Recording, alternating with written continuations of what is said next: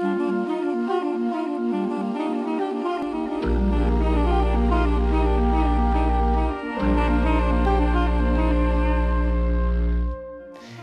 personnes sont massacrées dans un petit village du fin fond de la Suède.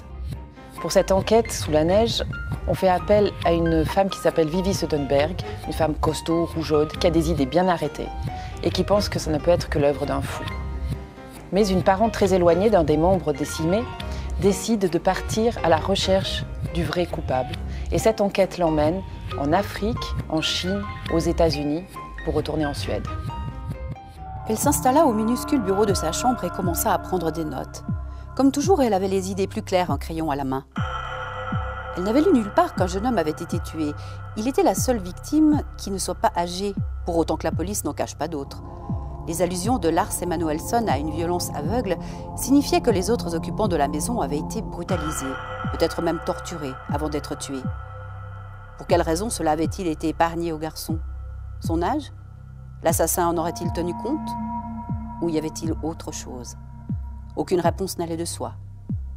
Et puis ce n'était pas son problème. Comment passer à côté de Mankell si on adore les polars? C'est juste impossible. Cet auteur suédois est un maître en la matière, mais vraiment un maître.